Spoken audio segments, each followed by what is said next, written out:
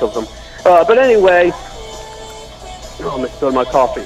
But, just to have that, and of course, the Democrats, liberals want to turn it into something racist. But we're going to talk about that later on in the show. I do see we've got callers here, so if you'd like to chime in, just push the 1 on your number dial, and we'll get you the show. And also, of course, the first thing we're going to talk about tonight is we can't really call it an upset of Roy Moore beating Strange in the I can't recall his first name, but Strange in the primary there for Alabama. I mean, yes, Trump endorsed him, which he later actually stated. I got an article maybe we'll get to later that he may have been wrong in endorsing Strange. Going wisdom, he probably got this from the likes of Reince Priebus for the his endorsement of Strange and all the other establishment folks that are he's unfortunately at this point surrounded by, and we'll talk more about that later about draining the swamp. And that's actually part of what we're going to talk about tonight with the Roy Moore winning the election. He'll probably win the Senate too. I mean, it's Alabama, right? I mean, he's got to really mess things up, or they got to really put some kind of scandal out there for I think for him not to win. Now, I think it's a win for conservatives and conservatism. It might be the first point in draining the swamp. And I'm talking about the upcoming elections, not with this one, but also in 2018, where, of course, we're promoting and hoping we can get a voice to Trump to state that, hey, look, you said now you're going to go out and push for more. Well, now these other states, senators and House representatives who are out there, we need to support the grassroots candidates who are, let's really clean the swamp. Let's primary out a lot of these people who've been there, especially those who are the rhino/establishment of the persuasion, and let's Trump support all of them and get those people primaried out. And then, of course, it would be a rough battle because, of course, then there'll be experienced debates and things. All of them was experienced by their Democrat challengers. And there might be something to be said about that. But definitely, I think this could be maybe the first of many, hopefully, conservative victories. And one of the things we'll discuss is one, Trump did endorse him and Strange, and Strange still lost. But was that more of they just liked Moore better in Alabama? Was it because Mitch McConnell and all the money and endorsement that he put behind Strange that had more to do with than it did Trump endorsing him? That they did not want because McConnell supported him. They did not want Strange. So what does it say about that? What does it say about the Republican Party later on about the establishment? And as I stated earlier, is this the beginning of draining the swamp, getting these new folks in there?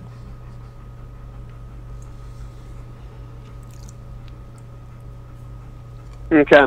And so anyway, I was just checking some messages because, as you well know, the show, while it is live, I get messages from multiple places. Now, we do have one thing I'm hoping she called in, and thanks, Zenobia, from Facebook to sharing the link for tonight's show there on Facebook. But unfortunately, I got a message here from Donna Bartlett on one of the Facebook pages, and I guess it's Poolgate, and she actually said Roy Moore he's a Democrat in disguise. Now, I did offer for Donna to call into the show, and perhaps that'd be nice if she did and kind of get her perspective. I don't see it. I don't know where she's getting it. That's why I really would hope that she would call in so that we could get her perspective and see what evidence she may have. Okay. Oop, misspelled something.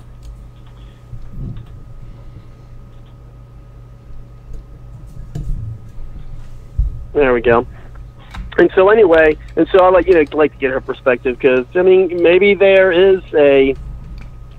Okay, I see you there. And so we've got a couple folks who'd like to get in, but real quick about Donna. Hopefully we'll hear from her because I do like having opposing views, and and get her take on it. But first, let's go ahead and we had Cindy on the line as well as our friend Mark. Mark from the Patriot Journalist Network, of course, our good friend there, and we'll get Cindy back in. Unmuted. But first, let's go ahead and welcome the founder of the Patriot Journalist Network, and that's Mark Prasik.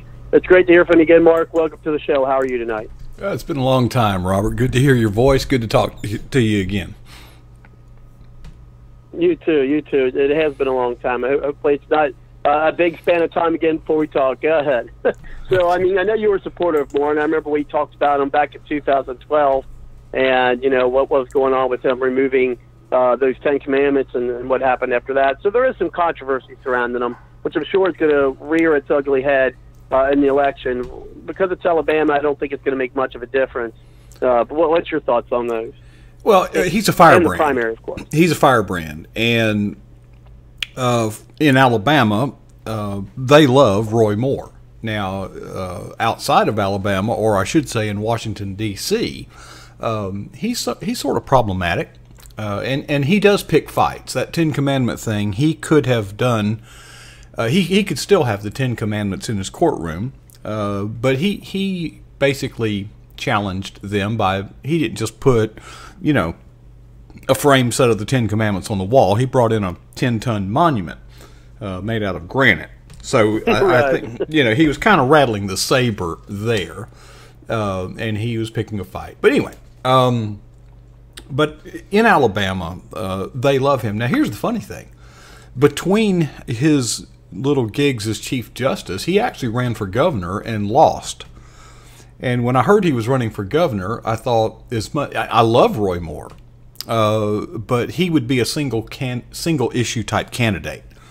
So his run for governor was not successful. So while he may be wildly popular in Alabama, that doesn't necessarily translate into they feel like he's qualified as governor. That's why they hold elections, and that's how they decide these things. But his more recent riff with the federal government, he was not actually removed from office like he was the first time. They did not have the votes to remove him from office, so what they did is suspended him without pay for the remainder of his term. Now, they had no statutory authority to do that. They had the statutory authority to remove him from office, so they just kind of invented this idea that they were going to suspend him without pay. So with that, he did ultimately resign so that he could run for Senate. Are you familiar with the details of the scandal surrounding Luther Strange's appointment to the Senate in the first place? That I was not, to be honest, aware of. Okay, well, Garrett, here you go. The former governor of Alabama was caught with his pants down. Now, what I mean by that is he was caught with his pants down. Another wiener story. Go ahead. Yeah. Okay. I won't be any more graphic than that. And a scandal began to unfold, and of course he tried to cover it up. He tried to cover it up. So then, well, the puns are just flying out. No, I'm sorry, I can't help myself. It's not even Parks Logic After Dark yet. Go ahead. So of course he, trying to minimize the damage, he covers it up. And he's doing it while he's on the clock, so to speak. So then the Alabama legislature began to investigate him for use of state funds and resources to conduct an affair and cover it up. Well, the matter was actually referred initially to the Attorney General in the state of Alabama. You know who that was? Mr. Sessions. No. Luther Strange. Now, why did I say Sessions? But who? Luther Strange. Well, I thought you said. Never mind. I'm getting the names mixed up. Go ahead. The Attorney General in Alabama, not the United States Attorney General. In Alabama. Okay. We'll get to that part. Okay. Well, Luther Strange asked the legislature, he wrote them a letter asking them to not to just delay their impeachment proceedings because there was an investigation that his office was conducting and it was underway, and there were, when you're doing that, you don't want things made public, and if they subpoena the things, it would get blah blah blah. So the legislature backed off. Okay, with me so far. Meanwhile, Donald Trump, well, first of all, who is the only senator that ever endorsed Donald Trump in the U.S. Senate? Jeff Sessions. The only one that ever endorsed him? Right. Or he was the first, put it that way. Sessions endorsed him, but... Right, Jeff Sessions, who was the senator, U.S. senator from Alabama. Well, Trump won the election, so who does Trump appoint as the United States Attorney General? Jeff Sessions. With me? Okay. That leaves a vacancy in the Senate, doesn't it? Yes, it does. Now, who fills the vacancy in the Senate when there is such a vacancy? The governor. Yeah, okay. Okay. Specifically, but yeah, the governor. I know this. Right. You can't make this stuff up. You can't make this stuff up. Who then does the governor tap to to fill the vacant seat? The attorney general that is investigating him.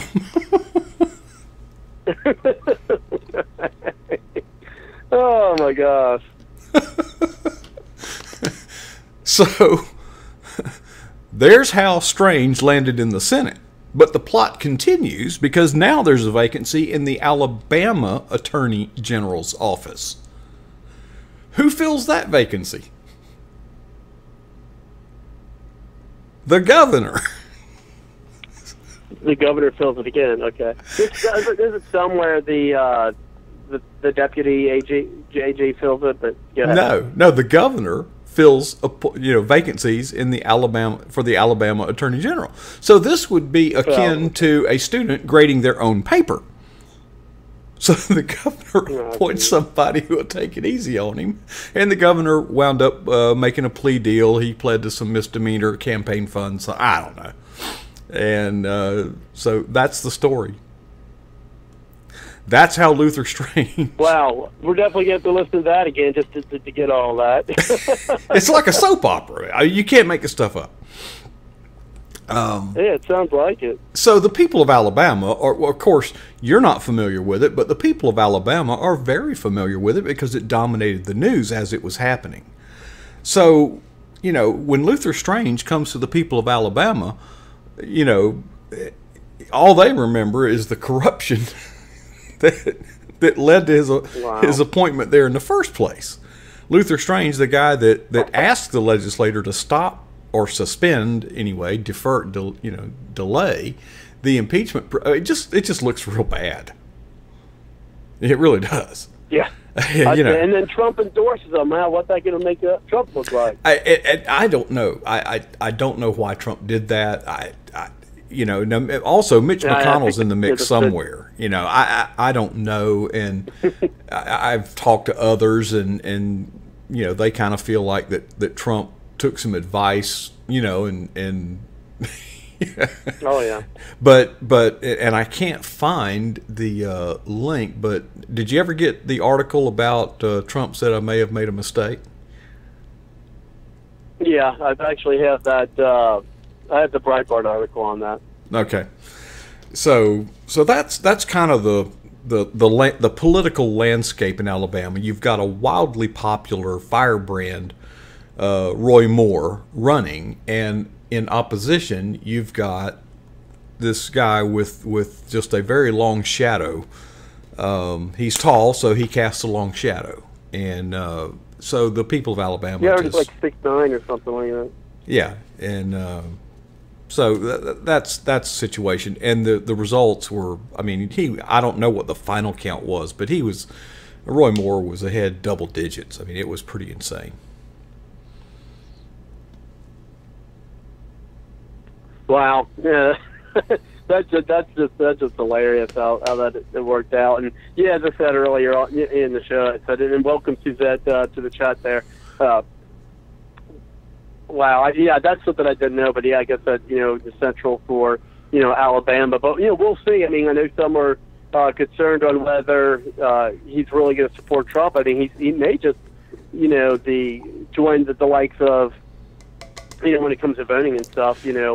Of oh my gosh, I just had a brain freeze. I got his face there. Guy from Kentucky, Rand Paul. Rand Paul. There we go. I think he's been. He's going to probably join the likes of vote with Rand Paul. He's been very vocal in the campaign in his support of the Trump agenda, and this is a buzz phrase that you're going to hear more and more. You can support the Trump agenda and not necessarily support Trump personally.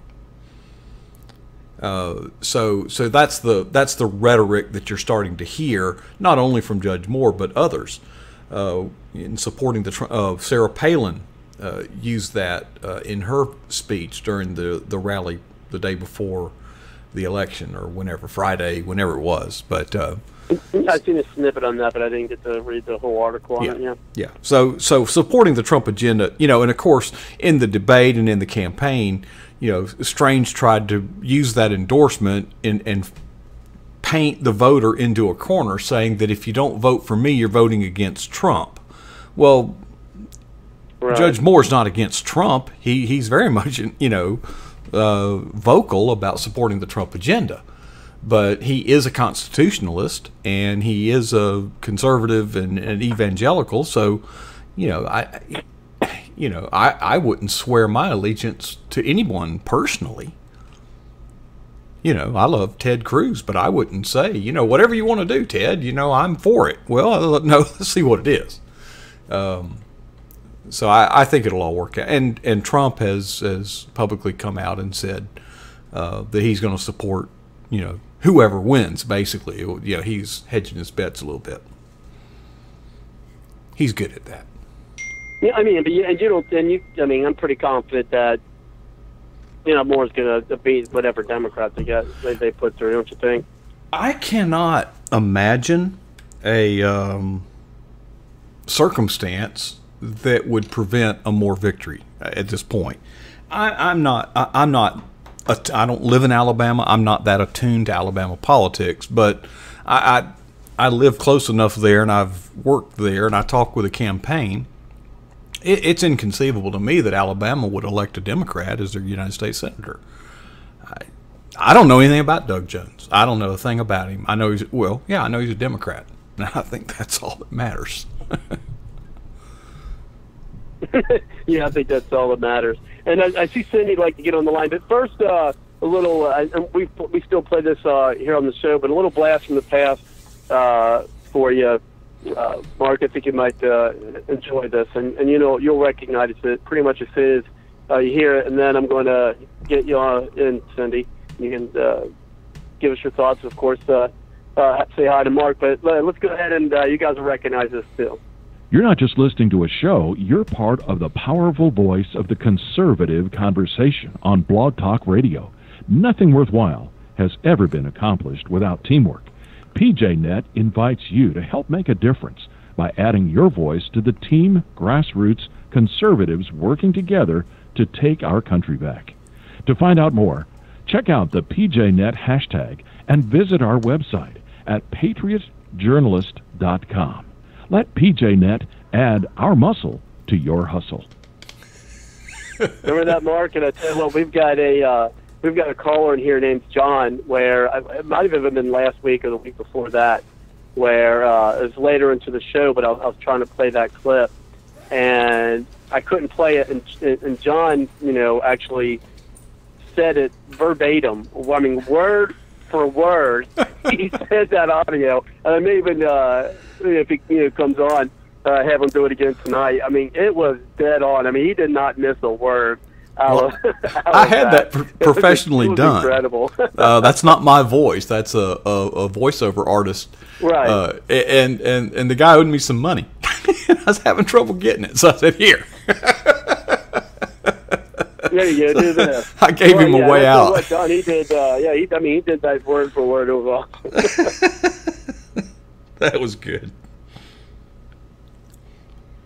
Yeah. So we still got that, and still. I don't use Twitter as much. I still have some automatic tweets going out there. I haven't just used it in such a long time. But let's go ahead and get Cindy, and then we'll move over with our conversation about tonight and other topics. So we can talk a little more since we have you on the line, Mark, about the Patriot Journalist Network. But let's go ahead and first we'll get Cindy in, and then we'll go back to that as well. Go ahead, Cindy.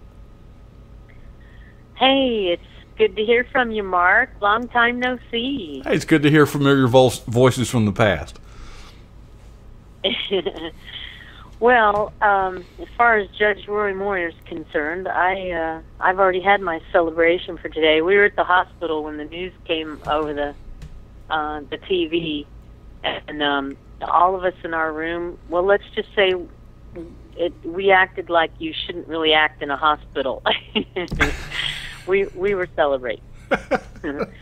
So I've been following the Roy Moore race, and my sister too, because she has a daughter living in.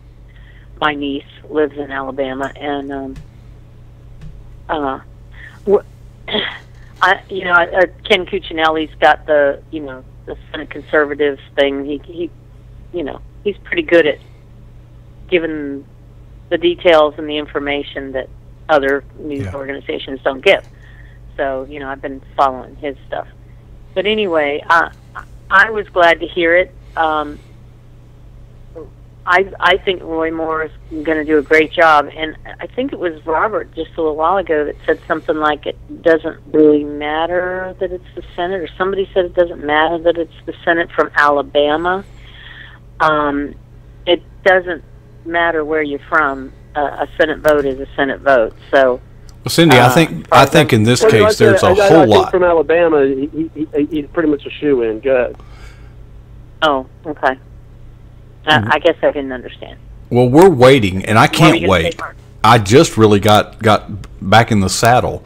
But the national implications and reverberations of this are going to be, this is a moment for conservatives to really take stock of what just happened. Because Mitch McConnell, I was talking with the campaign manager this morning. We were having breakfast, and he doesn't know Twitter, and I told him, I said, here's what's happening on Twitter. When we incorporate Judge Moore into our Ditch Mitch rallies, the numbers go off the scales. I said, you would not believe the sentiment out there against him. Yep.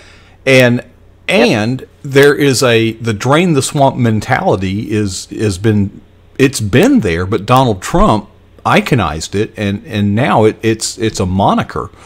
But I don't think draining the swamp is going to be an overnight thing. Think about all the rhinos that are facing re-election in 2018. Okay, Eric Cantor just got spanked here a couple of years ago. Remember that? Yep. Right. Yep. Okay. And Mitch McConnell's hand-picked guy, in spite of a presidential endorsement, which I don't know if y'all watched that rally. That was a Trump rally.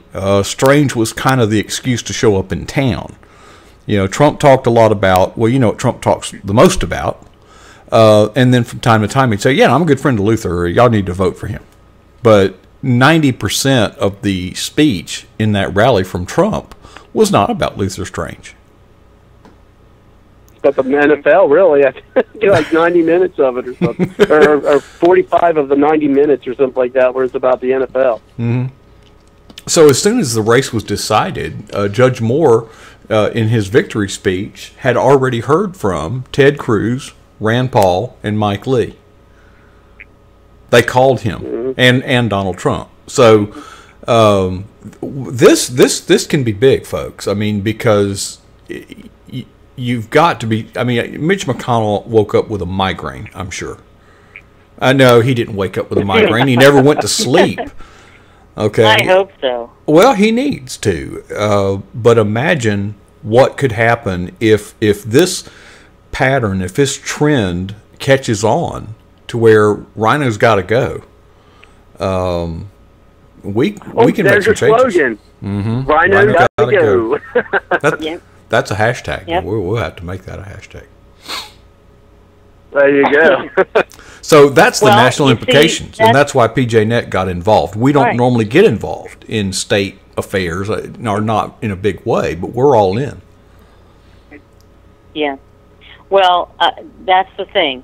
Now McConnell has spent tens of millions of dollars on that guy's campaign, and now what is left in the GOP coffers to help Roy Moore get elected? You watch, there won't be 2 cents to rub together coming from the official Rhino GOPs into the Roy Moore coffers. So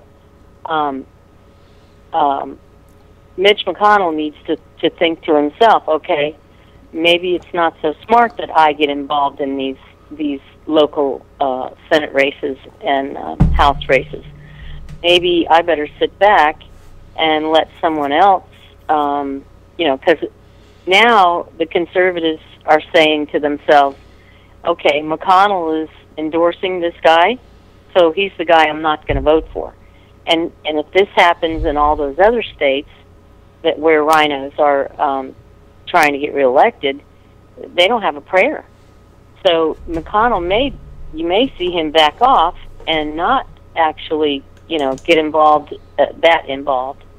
I mean, he was like putting all his eggs in one basket. This was extremely important for him that this went down. He's probably still singing from the Cantor thing, and was hoping that this was going to turn the tide for the rhinos, and that he would stop this avalanche of rhinos losing their support with their folks back home. And I'm thinking to myself, okay, what do McConnell's constituents think of this? What are they doing back home? What are they talking about? What are they whispering about in their houses and in their GOP RAC meetings and the club meetings? What are those people talking about in those places? His constituents and the usual GOP leadership in local counties and elections. What's going on in their minds? Would they vote for McConnell again, seeing this debacle? So, and I don't know. What do you think, Mark? I think he's like too old to even run again anyway, but they keep running anyway. I mean, look at Byrd. Well, I think strategically, as you mentioned, I don't think it was wise for him to get involved in a primary until after the primary is over, then support the that would make sense. So, I mean, it's a sort of an unwritten rule. You don't do that. But he did that. Now, add to that the guy he's backing has got the history that he's got. And Cindy, Luther didn't lose in a nail biter. He got his backside 10%. red, spanked. Yep, 10%. Badly. Now, I haven't done the math. I don't know all the numbers yet, but I'm told the number's been kicked around. $30 million was spent on the Strange campaign. Now, how much of that was directly tied to Mitch McConnell, I don't know. Now, I haven't gotten the final results, but I want to do some mathematics. How much is that per vote? Moore, on the other hand, spent around $500,000. Mm-hmm. Yeah, he spent money that should have been going to other campaigns after the primaries were over for our GOP candidates to win against the Democrats. But no, he's wasted all this money trying to win this one race because it was very important that a rhino get that spot. Well, we had a situation not long ago in Georgia where the GOP was backing, and I forget the lady's name, but that was a general election. She was the Republican nominee, and of course the GOP, threw money at that election, and it got quite a bit of attention, and she won it handily.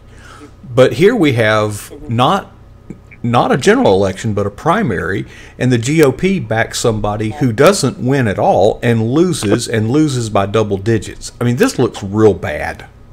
This looks real bad. Yep. And when if the country's paying attention, that's the only problem. Is you have to hope that the country's paying attention to this little state of Alabama, and its corruption-filled election. If they're not paying attention, they don't know better than to just do what they've done every election and keep voting in that same stupid swamp alligator. So I'm hoping that eyes are opened during this campaign. Well, we're going to do our part. We've got Kelly Ward running in Arizona. Karen Handel is the lady's name that ran in Georgia, I'm being told in my chat room. Thank you, Sunbelt Girl. Okay. Running against Asshad, or what was his name? Assoff, laughing my ass off. He had who didn't even. Yeah, his name almost sounded like ass off. But anyway, and he didn't even live in the district he was running in. He couldn't even vote for himself. That's how crazy that one was. So, I think that we may see a paradigm shift where the landscape is literally changing. You may find rhinos that are now seated, they may just choose to retire. I heard it, and I want to say, only hope. Who is McCorkle or whatever, but because they announced something at the Corker, Tennessee, East Tennessee. Yeah, he's thinking he might just call it quits. Well, that Are you talking about Corker? Yeah, I think maybe. Because I was tearing the equipment down last night at the watch party, and the former Trump Bannon, what's his name, Steve? Yes, Steve Bannon. Yeah. He said something, but I don't know if he was speaking prophecy or speaking fact, But it would not surprise me. That would be the easiest way out for them to avoid any embarrassment. Corker is thinking about. Mm-hmm. So is he thinking about retiring? Is that was what was announced at the watch party by that guy last night? Again, that's hearsay, rumor. I don't know. I haven't corroborated that at all. And I'm being advised. I've got a. And I hate to. I hate to quote anybody such as like the Washington Post or anything. It says Bob Corker, Republican senator from Tennessee, announces his retirement. And this was Senator night. Bob Corker announced Tuesday. He will not take re-election next year. I'm being advised by my producer. The establishment on the same day. Go ahead. Yeah. Okay. Go ahead. Yeah, you're corroborating it. Connect the dots, folks. What happened? Yeah. Well, Corker's the one. I'm writing on the wall. Go ahead. I'm happy. I'm happy that that's going down, because Corker's the one that actually was the first person that I heard come out in an interview and actually say, Mitch McConnell and I have no intention of repealing Obamacare. And that was quite a few years ago. No, not quite a few years ago. It was just a few years ago, maybe even only a couple years ago. But anyway, he's the one that actually said that out in the open, got it out in the open, what we were all thinking anyway. And now, since Trump's been in office and they've had the opportunity to repeal Obamacare, they haven't done it. And that's exactly because they didn't ever intend to.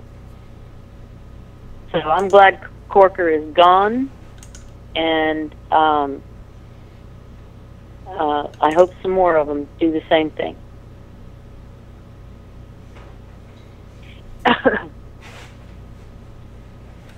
So, Robert, when are you going to?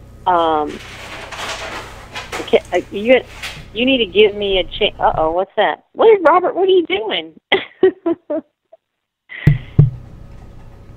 You probably hear my dog Robert, in the background making his bed. Oh, he sounds pretty loud for making a bed. But Robert, Yes. anytime you please give me a chance to talk about the disaster relief thing. But I don't want to change the subject right now. I'm just saying, I'm giving you a heads up. I can't stay on very long tonight, so don't forget me. Okay. Oh, no, what we'll do is we can, because we do want to get an update on that. We do have David on the line from California. He'd like to make some comments, and then introduce you some other folks. And for those in the chat, if you'd like to chime in, give us a call at 347-945-7428, and we'll get you to the show. Just push the 1 on your number dial. If you are a Skype caller, I may just get you into the green room and see if you'd like to call in. I know some, such as our friend Johnny, has Skype, is still able to push that number 1 and be able to get into the show. But, yeah, we could try that as well. So, yes, give us a call at 347-945-7428. And I want to let folks know here we have Suzette on the line, who is also a member of the PJNET, or the Patriot Journalist Network. So it's good to see that. And it says, she put in here, Trump said if Strange didn't win, then Moore would have his full support. And so thank you very much there, Suzette. And also, Heat Seeker in the chat put in, so he put a cork in it. That's pretty funny. So, yeah, Corker put a cork in his career. I like that. But let's go ahead and we'll go ahead and get David on the line, and then we'll get your comments on the relief effort, and then we'll bring it back to our conversation tonight with his victory there in Alabama. And, of course, with all the other chaos that's going on, we'll get to those too. But let's go ahead first and welcome David. Thank you very much, David, for coming to the show. How are you tonight? Hey, doing great. I thank you, Robert, and I thank the panelists. I have lived in Tennessee most of my life and can attest to the fact that Bob Corker, although a nice guy to meet, but really has no support and knows the writing is on the wall, that he has no future. But Judge Moore basically followed the path to formula for victory of Donald Trump by running a populist campaign, and I think that other challengers in Tennessee and many other states are going to pursue that same populist approach, and I think it's going to really make monumental impact within the Senate. I feel confident also that Senator Warren up in Massachusetts is probably going to get beaten, and I don't know if Senator Manchin in West Virginia has made it official that he's going to move over to the Republicans. But I just see a real significant trend developing, which I think is great for America and ultimately really great for the Republicans, which is rise of the populists. And I'm just very proud of Judge Moore, Alabama, and the South, as always, as I live in California, and I'm on a crusade to take California back to the conservative cause. So thank you, Robert, and thank you guys on the show. Well, I appreciate that. And we'll keep you on the line as we do with anyone who calls in. We'll keep your mic open for you. And, with that is, and he should, switch over, Senator from West Virginia. And as you and I were speaking, and we're going to bring it over to you, Cindy, and we were speaking of that, you know what's going to be what they're going to say coming, closer to November next year. Well, now in order to get anything done, and you probably even hear Trump say it, well, now in order to get any of the Trump agenda done, we're going to need 60 senators, which I think it's, I think it's true, actually, because they're not getting anything done, really, with what they have. So I think they really will need 50, because here's the thing. We keep saying, you don't have an excuse. So let me tell you something. If you have 60 Republican senators, there is nothing really you should have any excuses for not getting anything done. I mean, really. And so if they can get 60 senators, and if they can, get these grassroots folks in, then certainly, draining the swamp, and certainly I think we could see things moving finally in the right direction. No, actually, maybe I did intend that pun. But let's go ahead and bring it back to, and we have another caller. We'll get you in the show. But let's go ahead and bring it back to you, Cindy. Go ahead, Cindy. Well, now I lost my thought. David, you've got a friend over there, a helper in your cause there in California. Kelly Mordecai is one of our panelists, and he's trying to win back California for America, too. So hang in there, buddy. Y'all got a big job ahead of you, but, people are starting to get sick. They're starting to wake up and get sick of it all. But well, anyway. Hey, Robert, if I can make a quick point in California, my understanding, Los Angeles County, which obviously is a huge sanctuary city county, if you took the vote away from Los Angeles County, basically it was a tie between Trump and Hillary. There were literally probably 3 million. There was a 3 million vote lead literally out of Los Angeles County itself. And it's very possible 2 million out of those 3 million were illegal or illicit type votes. So believe it or not, it is, if there is an honest review of the election laws, there really could be a chance for change. Well, we'll see if they do that. But I got a question for you, Mark. I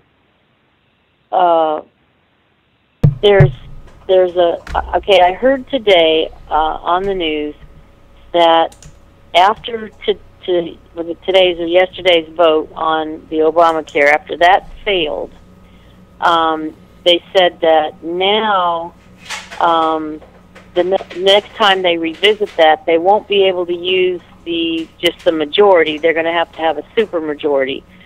And I was wondering if you could explain to us why that's going to change the next time they bring this up again, say next year, because they're going to take up taxes now and they're not going to revisit it for a while. So why is it that when they revisit that next year, the rules in the Senate are going to be different and now they're going to have a supermajority?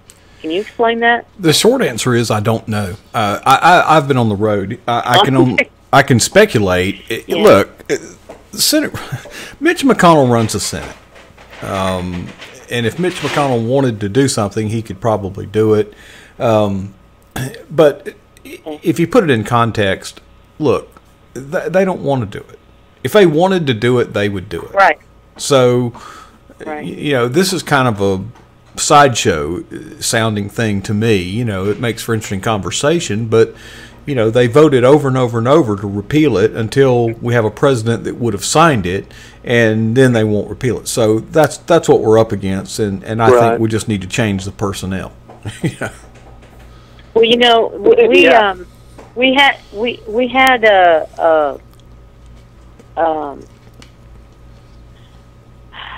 we had what, 2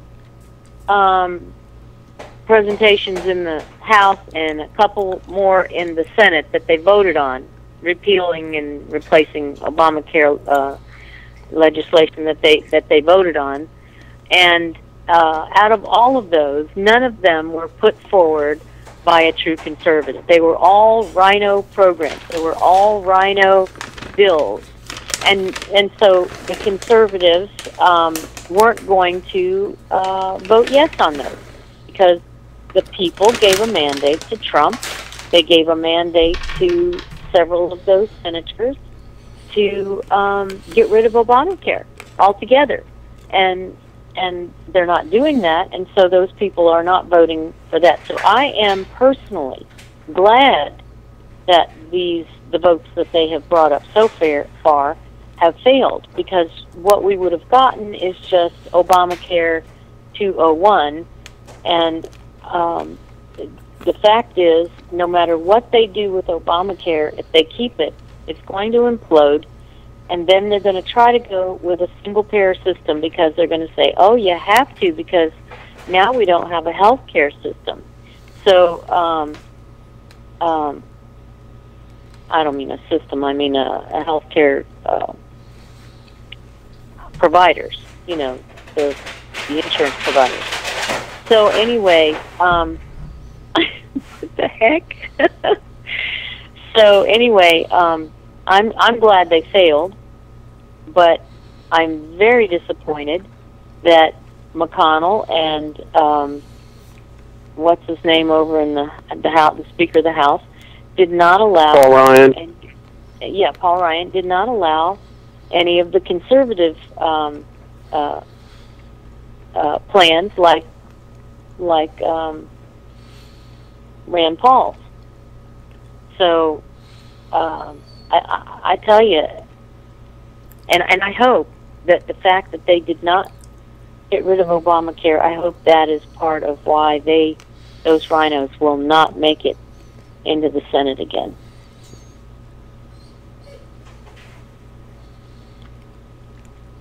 Well, the narrative changed somewhere along the way. It was repeal.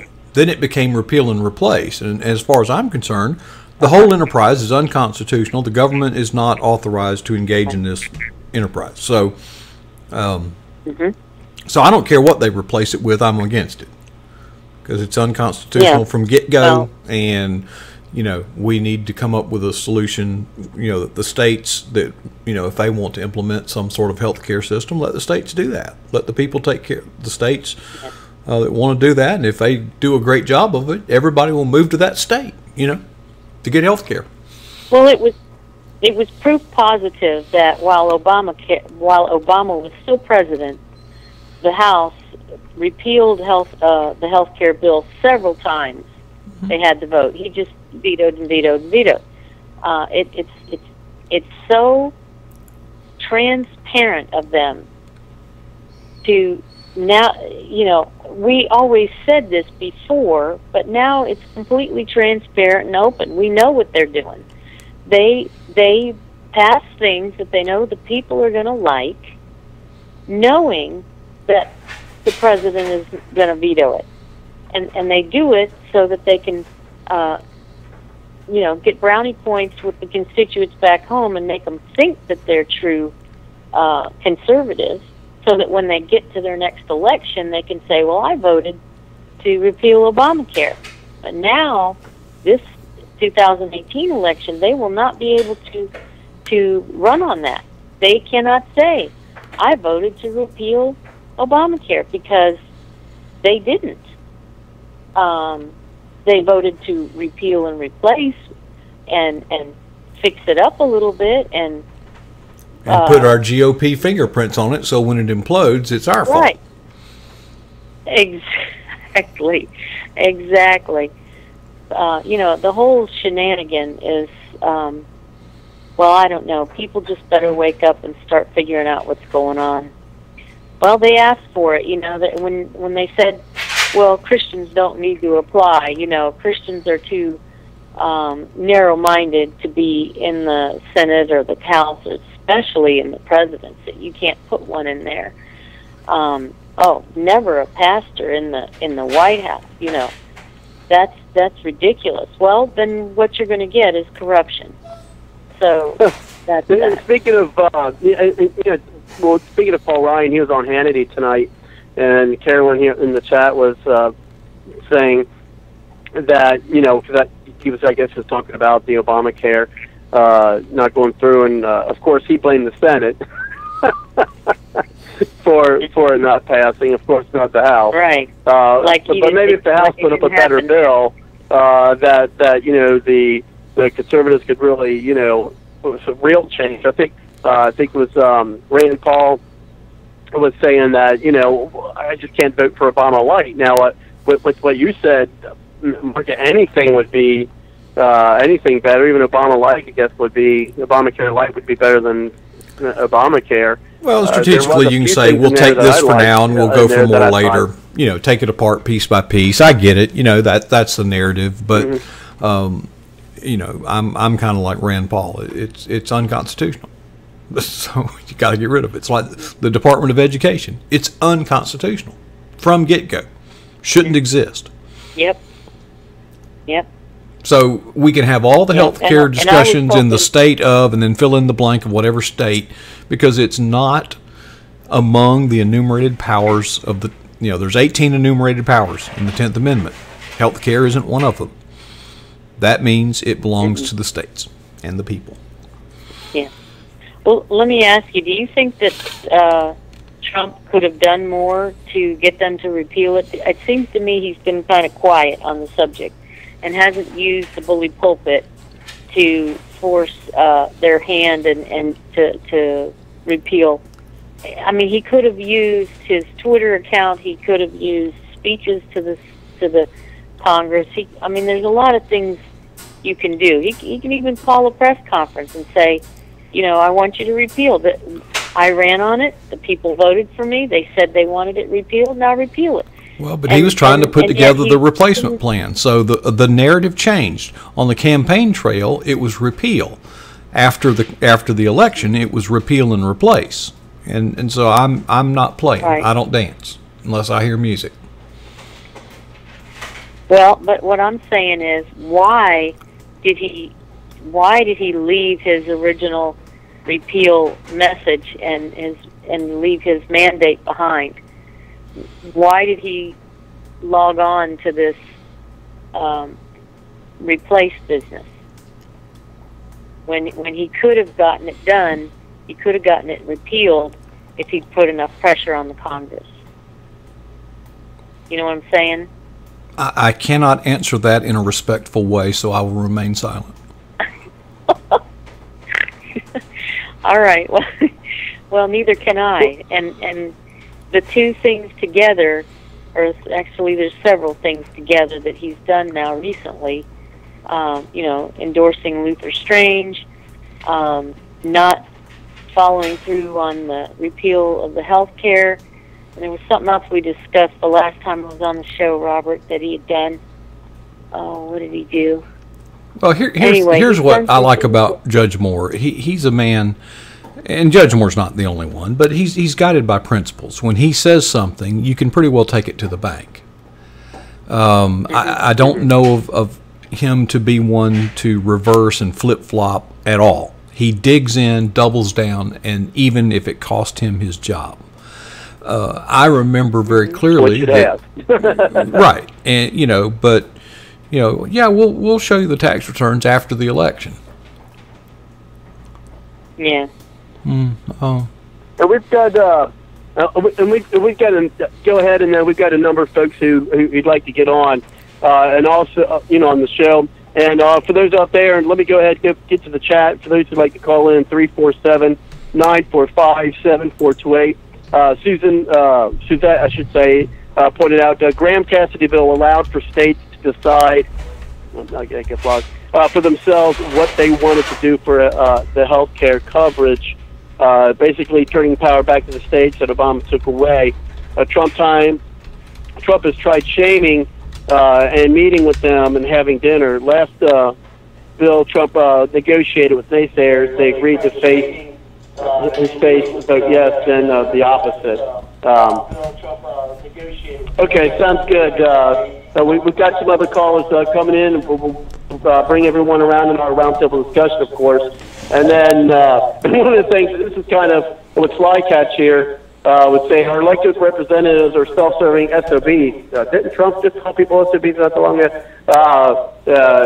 And spit on the voter. And so, and we also got, let's see, no heat sinker. I'm trying to get, now I can't get this thing to work.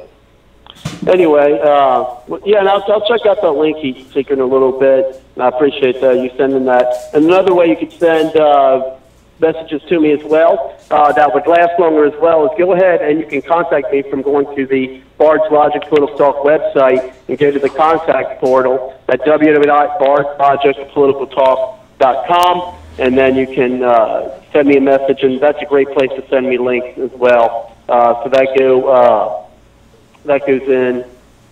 It goes to me. And so we've got three folks on. We've got Susan on. We have John. We have Kathy. So we'll get Kathy in, then John and Susan. Just put them in the order that they called in. And then we do have other folks on the line. Now, if you want to chime in, push the 1 on your number dial, and I will get you into the show. But first, let's go ahead and welcome Kathy. Thank you very much, Kathy, for coming to the show. How are you today?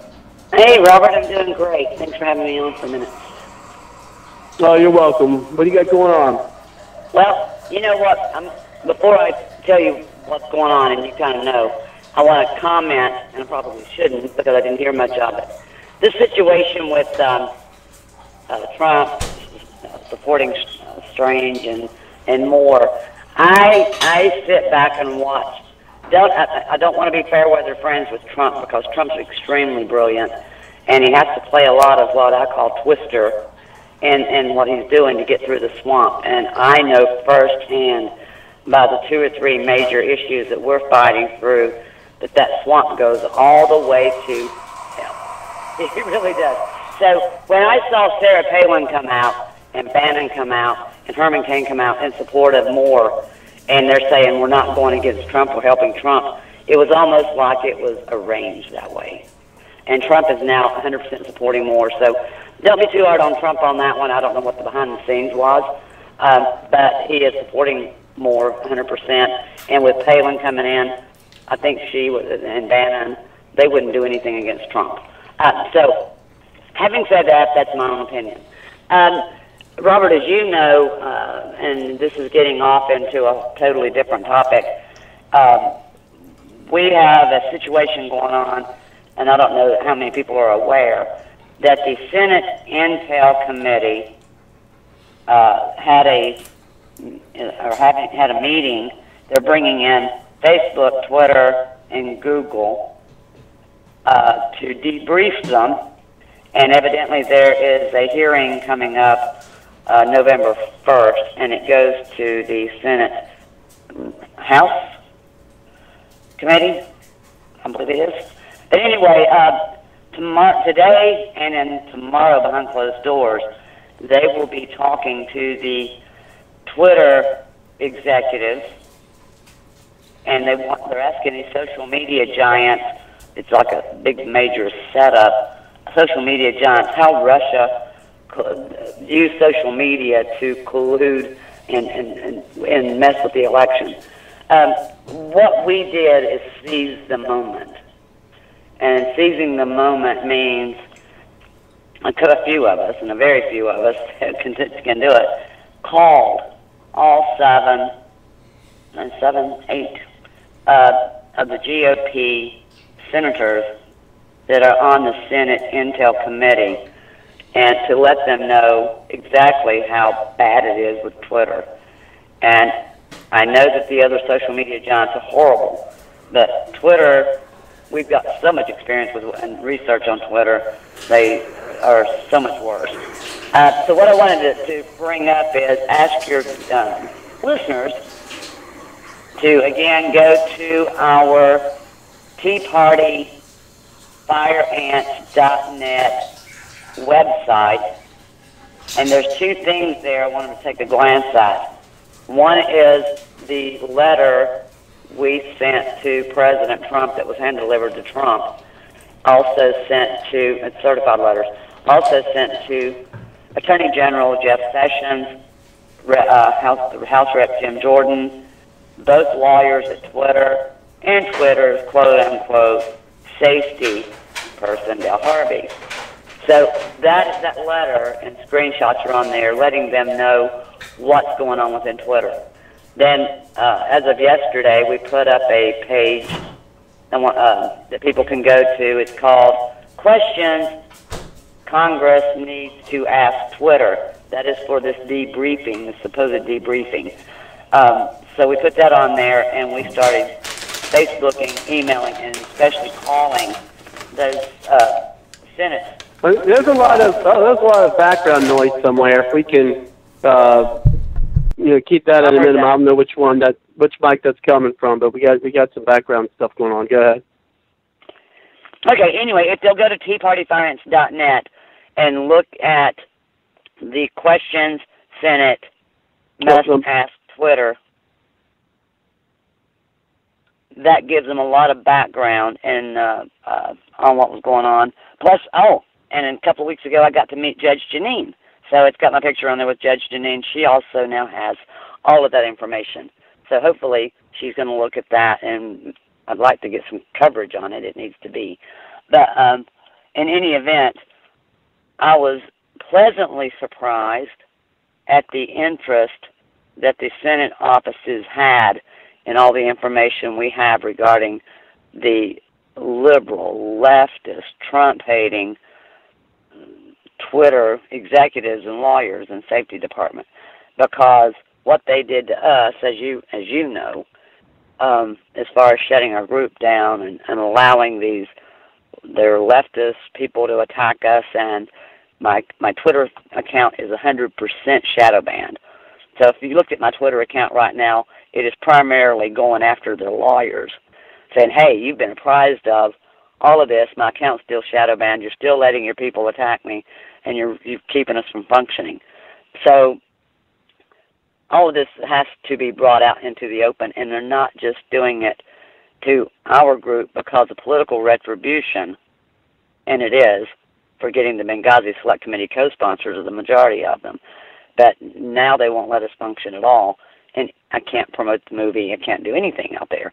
But if you've noticed, and anybody that uses Twitter or Facebook, it's horrible when you are being censored to the point that those of us that are activists and using it for to be an activist, you can't do anything else.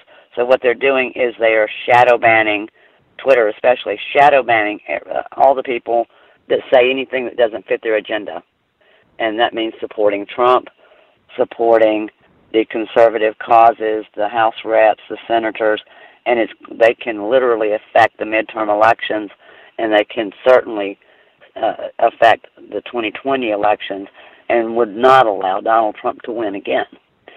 So if everybody would look at that, I would love to see some activists out there pick up the telephones in the morning.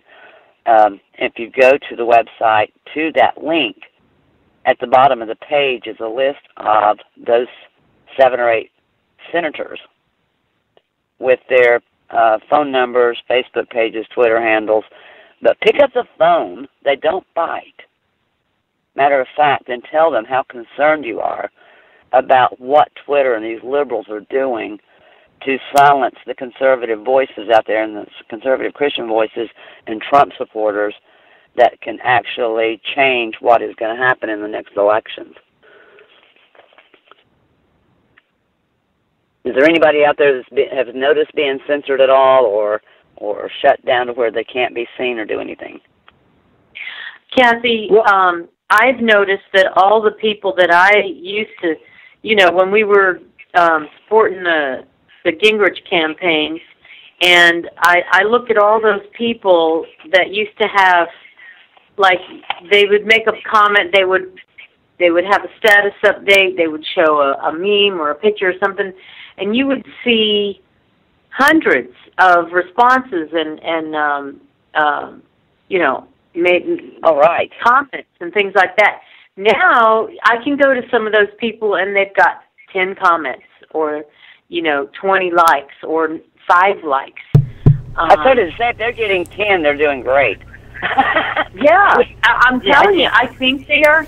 I think what they're doing is they're allowing notifications to go out to maybe a handful of people, just so that they can say, we're sending out your notifications, But I think they're actually holding back notifications from people, posting things on Facebook. Now I don't tweet, so I don't know how it's what's going on tweet, but that's what I'm experiencing. And the only people that get on my Facebook page now and see my posts are people that come to my page to look and see what I've got on there. Otherwise, right, you don't know that I've posted something. Right, and I've noticed that too. There are a couple of things on the Facebook side of the world. There is my notifications from my cell phone. When I kind of just live on this droid, and you'll see somebody posted a minute ago, and somebody posted an hour ago. Somebody else posted an hour ago. Somebody posted 2 hours ago, and it stays there. I'm like, I've got over 1,000 followers or friends. I should be seeing a whole heck of a lot more than the same 6 darn notifications for hours at a time. And I've also I don't know if it was Robert I was telling or not, but not long ago, I got so aggravated, I was just posting silly things on Facebook. And I told somebody, I said, I could post Old MacDonald had a farm, E-I-E-I-O, and get more likes and comments than putting any of our links on there, anything political, and any of our links. And I did it. I did it one night, and I said, I was keeping my granddaughter, and I was doing the Old MacDonald had a farm, E-I-E-I-O. And I did. I actually got more likes and stuff on that, and one I did prior that was a kind of a cutesy little thing, and one of them had like 50 or 60 likes and comments. I can put our activist links, our Tea Party Finance links, or our movie link, and nobody can freaking see it. It's not that they don't care or don't like it. Who doesn't want to know about the letter to Trump that got hand delivered?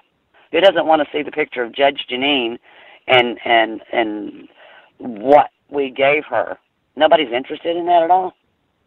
Or yes, they are, but they're not. They don't have a clue that you've posted anything because they're not getting the notification. Exactly. So that's part of it on Facebook. Now, in my opinion, when we moved from Facebook after the nuke days and found Twitter, Twitter is a much better activist tool. When you use it like we did to tweet directly to the reps and was able to get their attention because it's like the public square, and they pay attention to that. Anytime that you are getting your message to the reps on Facebook or Twitter, their communications people, I was told anyway, print those off and give them to the reps if the reps aren't the ones doing their own tweets and things anyway. Sometimes they do. And so when you do that repetitiously like we did on the Benghazi Select Committee for H.R. 36, they saw us every night for 3 or 4 hours a night for 17 months. You can't get anybody out there to do anything for 17 minutes, let alone 17 months. So we did that, and they got to know us, and they were retweeting us, and they were signing on to the Select Committee. Without those co-sponsors for H.R. 36, the Benghazi Select Committee wouldn't have happened. And without the Benghazi Select Committee, they would not have uncovered Hillary's email scandal.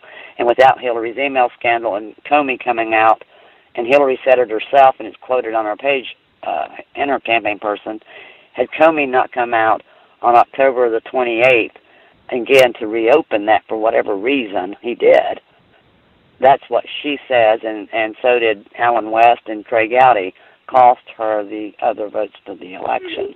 Yeah, and I don't know. I might take a little bit pause on that. I mean, did that have an effect? I certainly do. If it would not have happened, would Hillary Clinton won? I would have to number John. I'm going to get you on the line, and you too, Susan. And I'll do that after this comment. But I'd have to disagree because, I mean, I went out to 5-6 Trump rallies. And, of course, we've talked to people, all around the country during the campaign. And did it make some influence? I think it certainly did. Would she have lost without him coming back out? I still think she would have lost. I mean, there was just such unless the powers that be, and I wish we could have had Kelly and Jim Cullen to talk about, their efforts with the voter fraud, with the electronic voter fraud. I think there was definitely a possibility of that happening, but I believe because the awareness of that was out there, I think the powers that be decided to not move ahead with it. Because, I mean, it really was a movement, for Trump. And I really think even if that didn't come out, Hillary Clinton still won. I think the only way Hillary Clinton could have won is if there was some kind of electronic voter fraud where they literally got into the machines and changed people's votes. That's what I think on there. But let's go ahead and let's bring John in. And, John, thank you very much for coming to the show. How are you tonight? I'm doing fine. Man, there is a lot of stuff going on with what everybody's talking about. Just to kind of back up. John, real quick, before you go into it, and you're going to have your time, I promise. But first, what I'd like you to do, because we have, the audio we play with the Patriot Journalist Network, right? When I play that audio. Okay, the guy that got that to me, he's on the call tonight as well. Okay, And so I told him that you did that verbatim, and if you feel like you could still do that, I would really like you to do that right now, because that was I think you could have done better than even than I could have done it. I mean, you did that word for word. Is that something you feel like you'd still be able to do? Robert, you're not just listening to a show. You're part of the powerful voice of the conservative conversation on Blog Talk Radio. Nothing worthwhile has ever been accomplished without teamwork. PJNET invites you to help make a difference by adding your voice to the team, grassroots conservatives working together to take our country back. To find out more, check out the PJNet hashtag and visit our website at patriotjournalist.com. Let PJNet add our muscle to your hustle.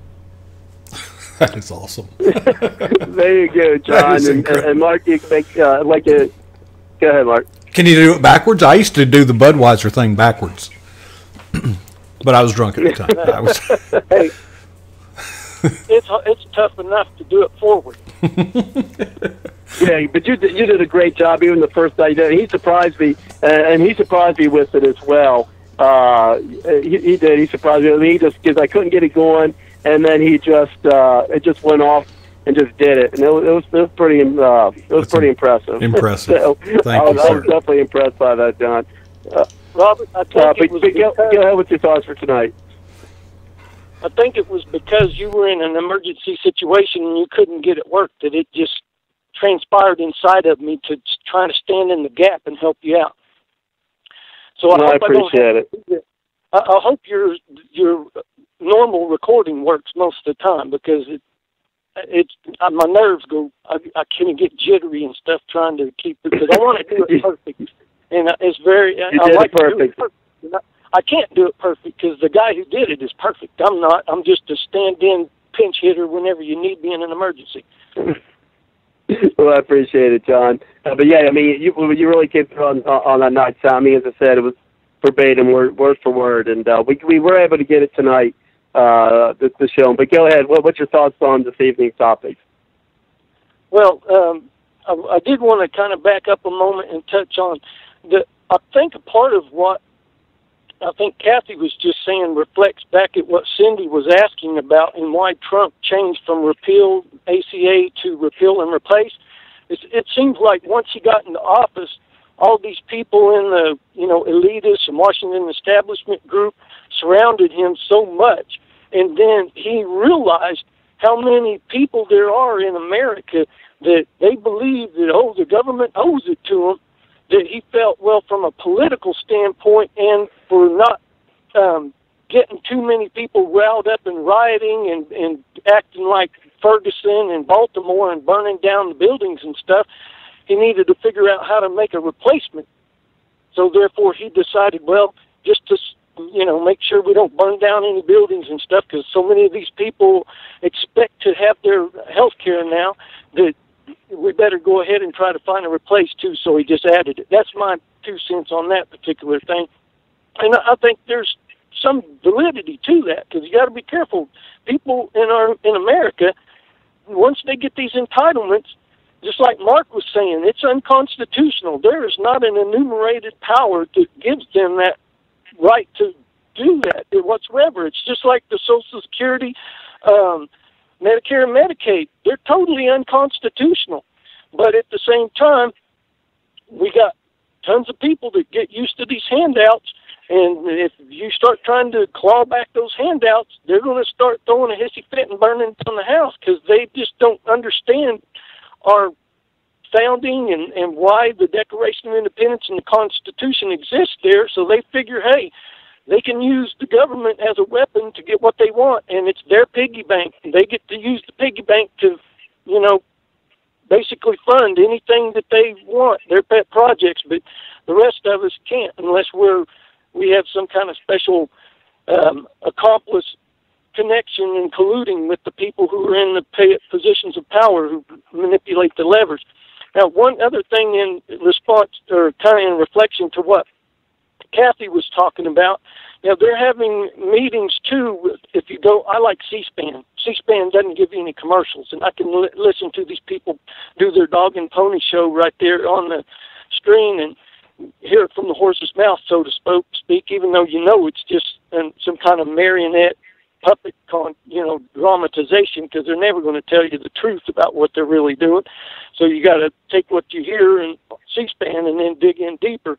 But they are, like I've mentioned on other shows, they continue to, the Congress, the establishment group and stuff, they continue to pass laws and bills consolidating power to different groups within the bureaucracy agencies and stuff that are out of our reach. We don't elect them, and our government, our Congress and stuff, they give them these wide open-ended sweeping bills, and then they say, okay, you guys make the rules and laws and processes and procedures about those issues, and then you and I are subject to those and have no control. And you might want to look up H.R. 1039. That's one where they're trying to deputize these probation officers so they can actually act as a police officer, and, just more people to track, surveillance, monitor, and control you and that's just what Obamacare is all about. It's just another step in them being able to data mine all your information and make sure that they can monitor, track, control, and surveil you, and make sure that you can't position yourself in any position where you can actually start exercising your right to your ownership exercise rights of self-governing. Self-governing is your intellectual property, but they deprive you of that all the time. But you might want to look up H.R. 2169 also. That's a data information sharing thing that they're doing, and they're actually working it out where they can data share with these foreign countries, the foreign CIA companies and stuff, so they can make a network throughout the world to track people and monitor them and stuff. Now, I don't know how deep it goes and to what level it works in with the UN, but it was very concerning. And then there's the HJ-Res 34 or SJ-Res 34, where they're giving corporations and technology companies the right to data mine and collect all of your data and actually use it on their behalf and trade with it like it's their property and stuff. It's like invasion of privacy is gone, bro. And these type of things just really bug me, and I thought everybody ought to need to know. And it ties in kind of with a little bit of what Kathy was speaking about, too, because they are doing these special counsel discussions with lawyers right now to find out what they can do to try to entrap Trump and control him. And then they're also bringing in the data companies and whatnot to figure out how they can continue that. They already got a business deal with them already, but they're trying to figure out how they can take it to the next level to have more access to more data and control, and it's just crazy. But that's why I like C-SPAN. It's the best network on TV. Back to you, Robert. Well, I appreciate that, John. Yeah, I used to watch that pretty regularly myself, actually. That was one of my favorite. Bored everybody around me to death, but I used to love to watch it. So here's what we're going to do here with our roundtable discussion tonight. We are going to bring Susan into the show, and then we're going to bring it back to you, Mark. We do have some other callers on. If you'd like to chime in, push the 1 on your number dial, and we'll get you into the show. And also, for those in chat, just give us a call at 347-945-7428. Looks like our friend Suzette has left the chat, so we want to thank her for coming in. And she put in before she had to go, or she went. Facebook, looks like she's experienced some censorship when posting conservative videos, example, Mark, Dice, etc.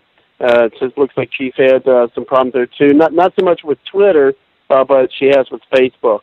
And what I find it, then after it's coming, I'll get Susan in, and we'll bring it to you, Mark, is that what I find ironic is, what's going on with the censorship between, on conservatives, with Facebook and Twitter, and then you have the executives from those two companies who are going to be testifying in front of the Intelligence Committee, Senate Intelligence Committee, on the so-called Trump collusion, whatever they want to call it. I find it interesting and, of course, problematic about that as well. But let's go ahead and bring in Susan, and we'll bring it back to Mark. Thank you very much, Susan, for coming to the show. How are you tonight? Hi. So I'll have to leave at 10 because I got a long day tomorrow and had a long day today and haven't been sleeping very good. So Yeah, anyway, sleep isn't something I do well. Oh, okay. Well, I didn't go to sleep till around 7 the other day. Oh my gosh! In the morning. That sounds like one of my weekends. Okay. Okay. Well, I had several things to talk on. I don't know if you've touched on the NFL stuff. We haven't touched on that yet. We will get to that.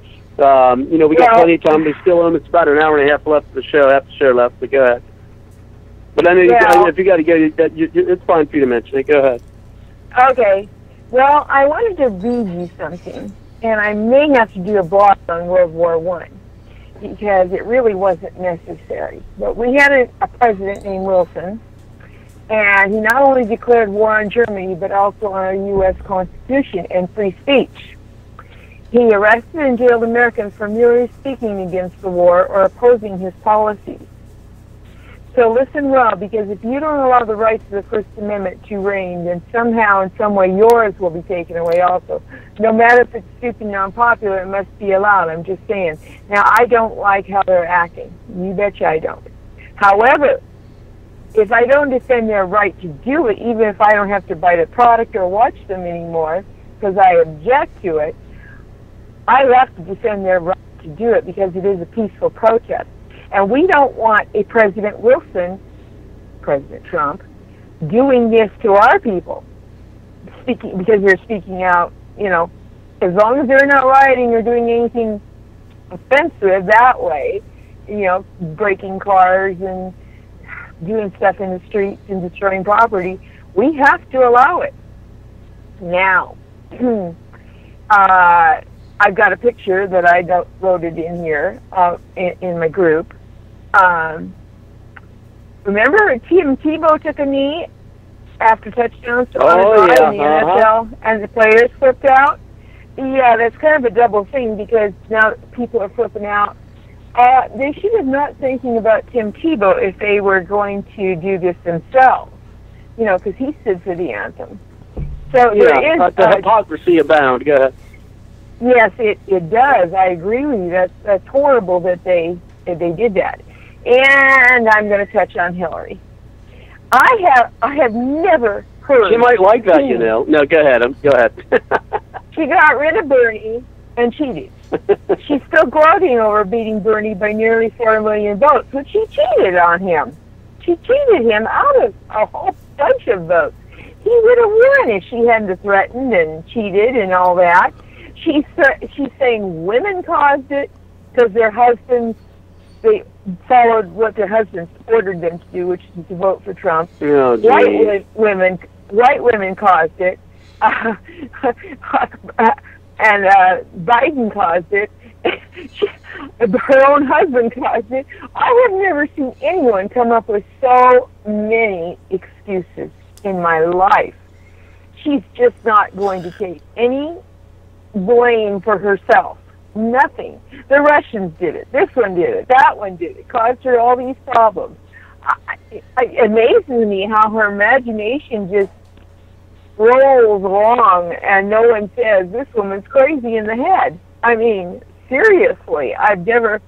And how can you when you have people that are so nuts anymore?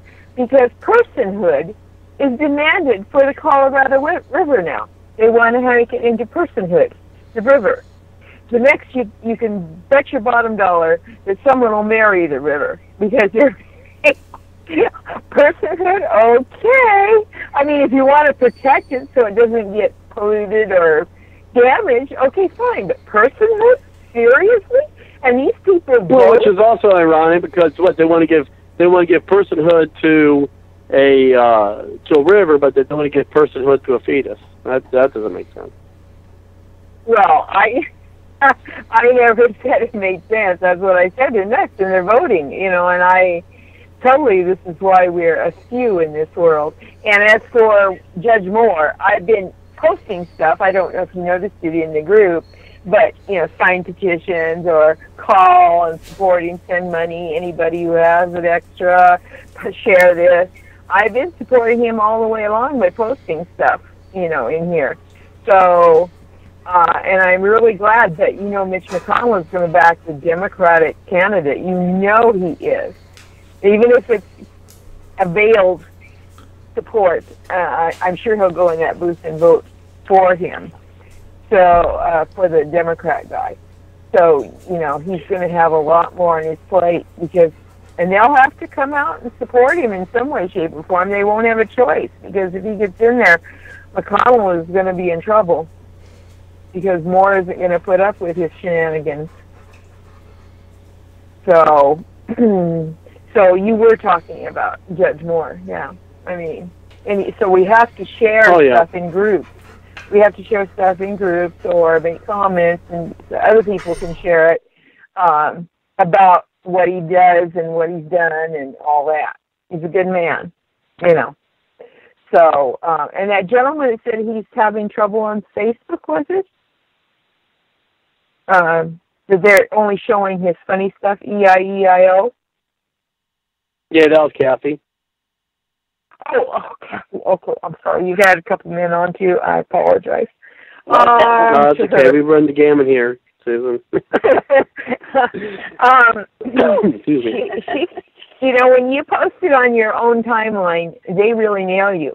They can nail you even in a group, but it's because if someone, reports you or does something like that. But if you go to a closed group, like mine is, you can post more, like some of the stuff she was. So she's welcome to come to my group to post. And that's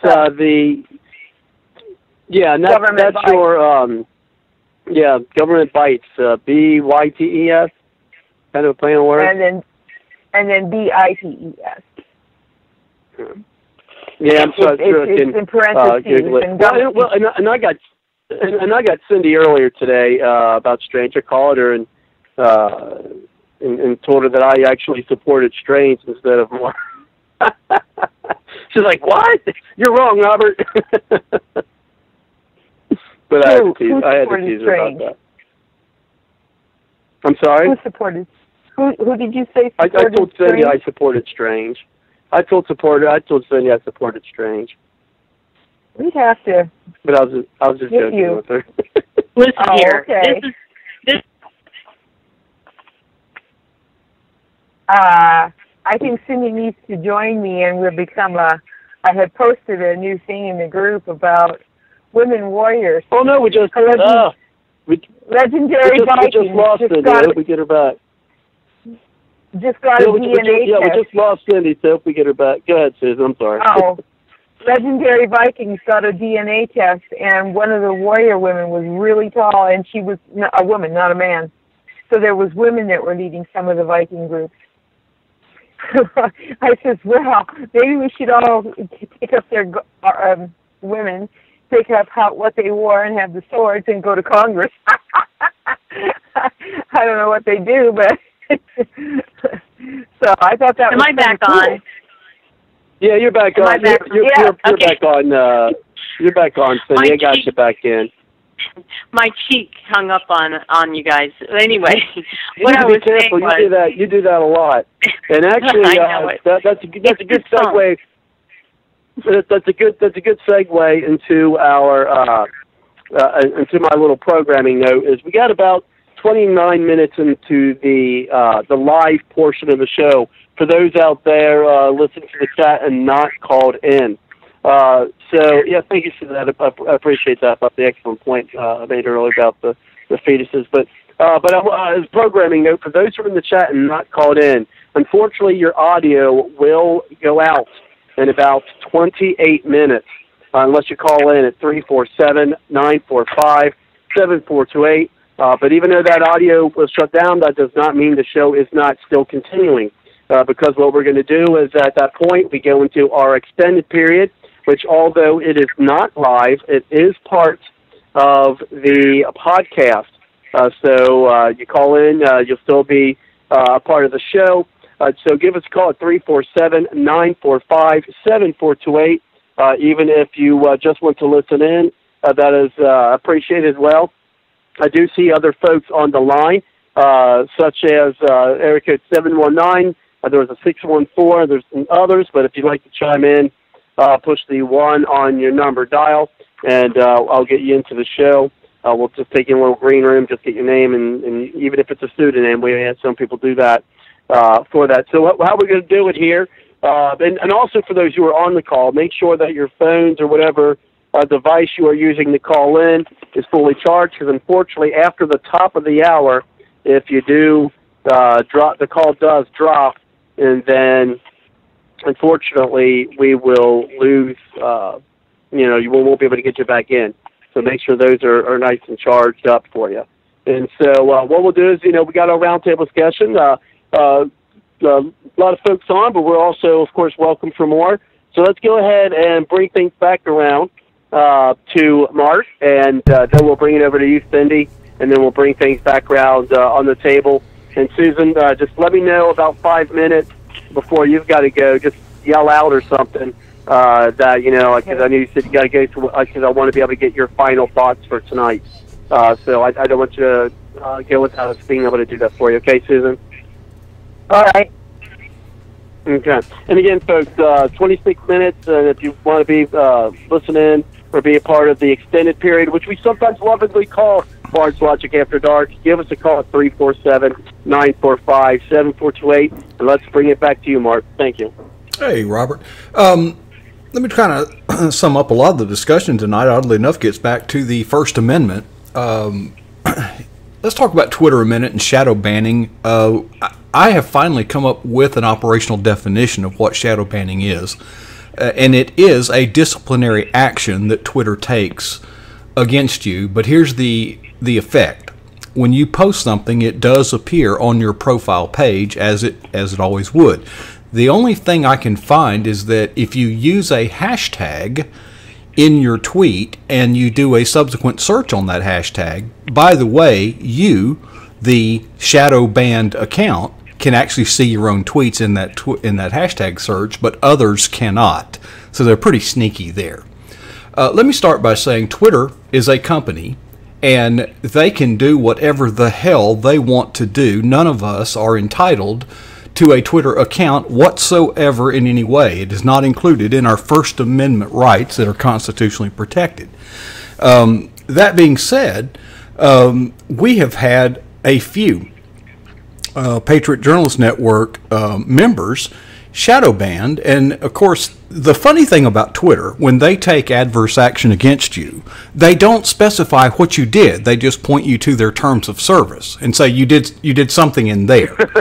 That isn't very helpful, but what I've tried to coach our team to do is, one, understand none of us are entitled to tweet. We're simply not entitled to it. Twitter can arbitrarily say, no, you can't tweet, period. We woke up this morning and just decided you can't. They don't need a reason.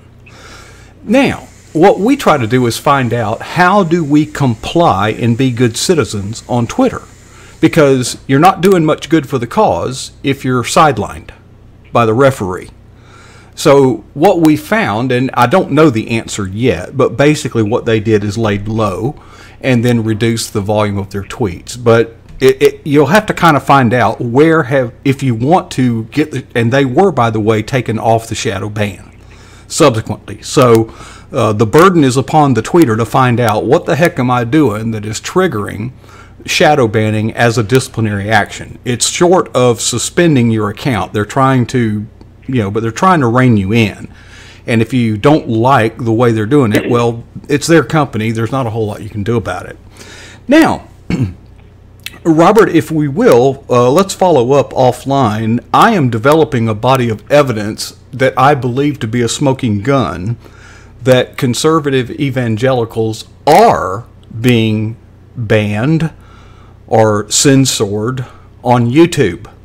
By that, I do not mean I can't publish the material, but I have literally, just to give you a glimpse into it, Wild Bill for America, if anybody knows him, has had about 90% of his videos tagged by YouTube as, quote, not suitable for all advertisers.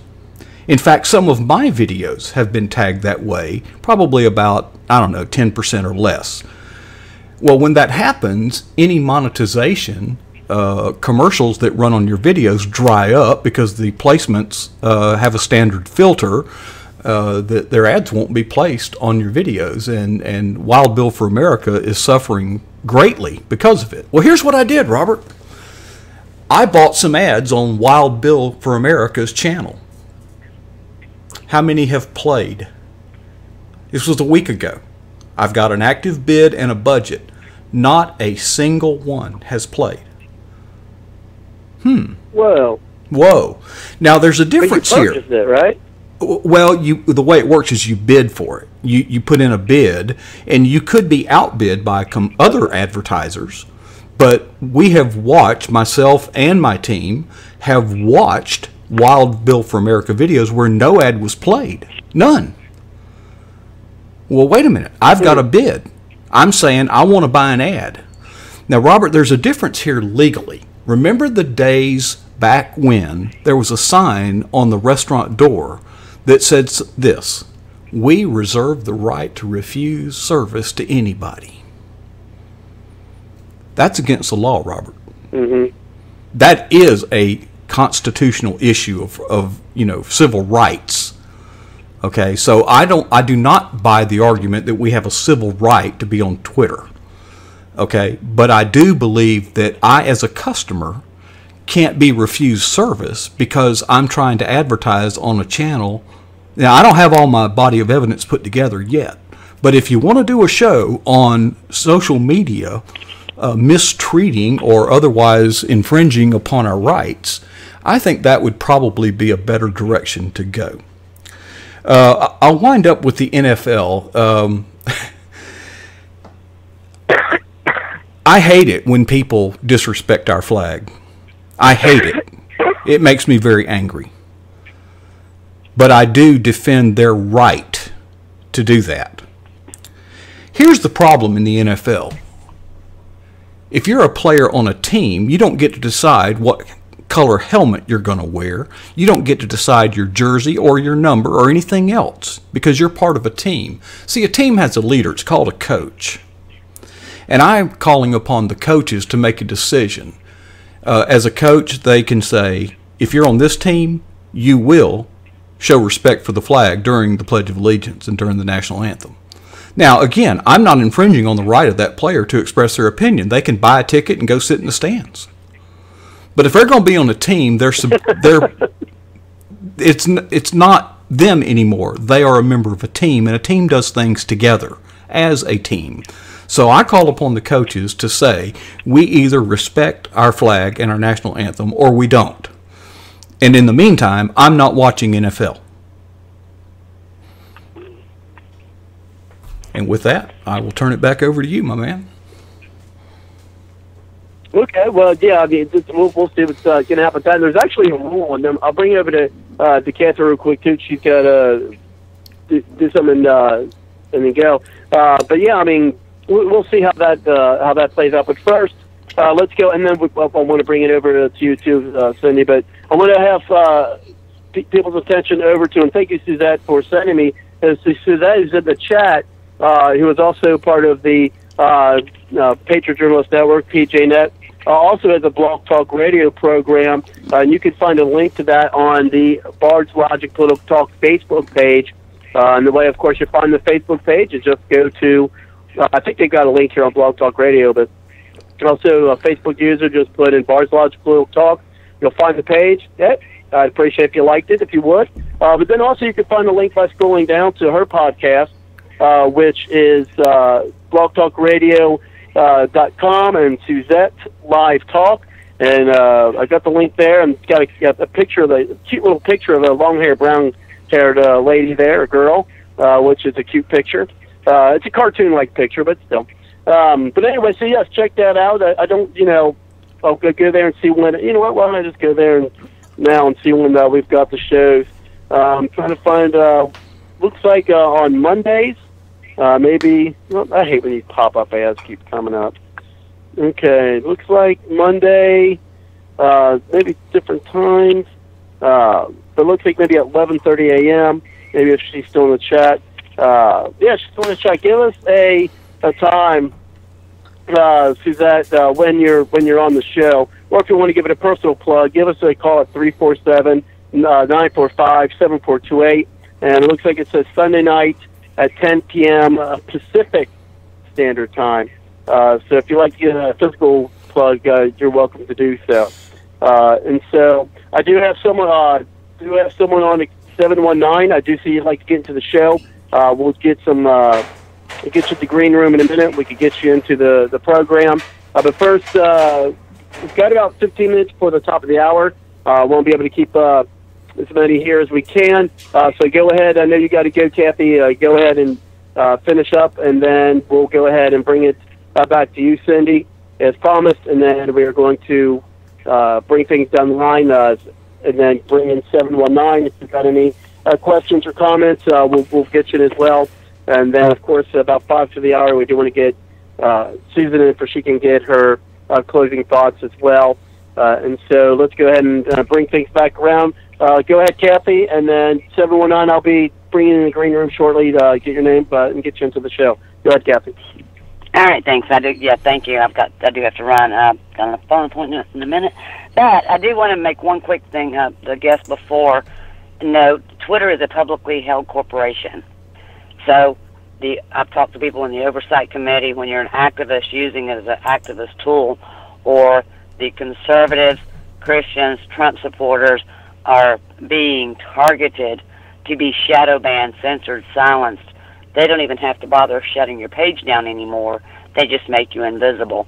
And it is a criminal act for them to shadow ban an account when they are intentionally keeping you from your raising money for your business, your fundraiser, your movie projects, whatever. So what they are doing is silencing the Trump supporters and those of us that were working to get co-sponsors for various resolutions successfully, and ours dates back 3 years. So, yes, talk to the Oversight Committee. They can do an investigation of Twitter.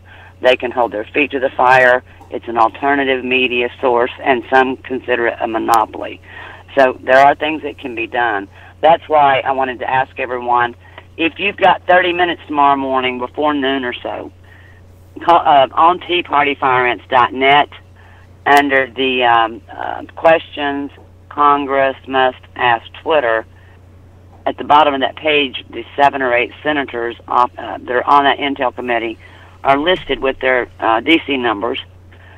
They've been great. Matter of fact, they've been extremely interested, very concerned about what's been going on at Twitter, and to the point that I tweeted to them intentionally, and they went to look on the senators' pages and could not see the tweet, but could go to my page and see the tweet that was on the thread. That caused them alarm, because what they're doing is they are interfering with the people to support the Republican side, the Trump causes, anything that's supporting our side. And if they can stop us from being able to communicate with our GOP congressman and with President Trump, where it looks like nobody's supporting them, that's the only way that we've all been able to get our news and get our we were able to get co-sponsors for resolutions. So please go on teapartyfireants.net, go to questions Congress must ask Twitter, call those numbers at the bottom of the page, and just ask them to please make sure they ask Twitter tomorrow, hold their feet to the fire on those questions and what's going on there. Appreciate it. Thank you, Robert, for having me on, and y'all have start dialing. We need some activists out there that can do some of that. See you later. Hey, welcome, and take care. Have a good night. Thanks for coming on, and definitely we need people to get out there and get things done. And so, bye, Kathy. Thanks, Cindy. Bye. And definitely we need to get some things done. And so let's go ahead, and we do have 9 to 9. I will be getting you in the green room, get you into the call. Let's go ahead and welcome our friend Kelly. Thank you very much, Kelly. Again, from California, coming to the show. How are you tonight? Oh, from California, man. It's nuts. And oh my gosh, you're breaking up, Kelly. There you Is go. that better? Is that better? Okay. Yeah. Better. Hello from California, the land of fruits and nuts, and also software. Boy, this Twitter issue. There's some legal challenges to this argument. Some are screaming, "Oh, I got put in Twitter jail or Facebook jail." There's several arguments to this. Oh, it's freedom of the press. Okay. Landmark case, Hill versus Henkel. The individual may stand upon his constitutional rights as a citizen. His power to contract is unlimited. He owes no duty to the state to open its doors to investigation, as it may tend to incriminate him. His rights are existing as the laws of the land, long antecedent before the organization of the state, and can only be taken from him by due process of the law and in accordance with the Constitution. What did it just say? The individual's rights are absolutely supreme, including the right to contract. His power to contract is unlimited. What that means is we may contract away rights. If you ever had a traffic ticket, do you want the right? Do you waive your right to time for a speedy trial? No, because if the officer ain't there in 45 days, you got to dismiss his case. Which I've won a few traffic cases that way. That's officer doesn't show up. But if you waive your right to time, they could drag it out for years and years and years. So you can contract away your rights. You can contract away a whole bunch of rights to another individual. For example, when you contract, let's see, as an engineer, I contract away my time for somebody else's dollars. Sign the contract, they've lost the right to those dollars. I've lost the right to my time. It's devoted to their project. This all relates to Twitter. Okay? There's one legal argument. You signed a contract that they can put you in Twitter jail. And they can censor your postings according to what their opinions are and what their standards are. As amended. You have contract.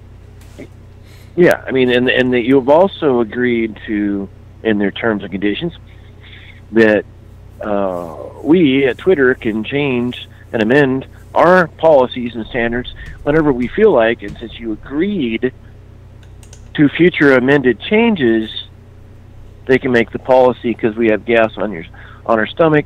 We're not going to post because we don't have to, because we're a private business and we have the right to refuse service to anybody. The right to contract is unlimited. Somebody walks in my store, no thank you, get out. Oh, and by the way, you're trespassing. I don't have to serve you. Customer isn't always right. In my line of work, customers not very right very often because, well, they're not an engineer and they don't know how to solve their problems. Okay, so that argument is real simple, based on Hale versus Henkel. The individual has contracted away his rights, and therefore they can be put in Twitter jail all the time. Now, here's the other side, in which eventually this will end up in the Supreme Court's hands to decide things. On the other hand, a corporation, i.e. Twitter, and again, Hale versus Henkel discerns between a citizen's individual rights versus a corporation's rights. The corporation is actually quite a bit of, is quite subject to the laws of the state or the laws of the federal government. So, on the other side of this argument, the Congress might pass a law, look, you cannot, as a corporation, since we have more authority over you than an individual, as a corporation, you cannot just block people you don't like. So it's a very interesting controversy, and the only way it's going to get resolved is by the United States Supreme Court when lawsuits come up. But be reminded that you did agree to their terms and policies, which can be gas on their stomach, and therefore they can block you. When Congress or state legislatures step in that require Twitter to stop the censoring, then it's going to turn into a lawsuit suit, and who's got billions of dollars? Oh, that's right, Twitter does, Facebook does, to defend themselves with attorneys against the state or the federal government. It's a very tricky situation. And, oh, wait a minute, those who would like to tell the corporation, you just can't block political opinions that you disagree with, we're going to invoke the Sherman Antitrust Act. We could just break up Twitter, or you could stop this behavior. So it's an interesting, what is the correct answer? I talked to a university professor who specializes in free speech and individual liberty and the right to contract and corporate law all in one. It's not easy. That's what I'm trying to tell you all. And the burden of proof is where? Well, certainly we got. It's okay, Mark. Does it sound like you want to chime in on that? I just wanted to add the comment. The burden of proof is, if you're going to prosecute Twitter saying you've cut off my account because of the opinions that I hold, the burden of proof, it would seem to me, would be on the one that is asserting that. And if you put yourself in Twitter's shoes, they're going to come back and say, well, what about all these other conservatives? We haven't taken adverse action against them. It's a tough row to hoe. And so what I advise my team to do is try to find out how to be in compliance and get back on the field of play.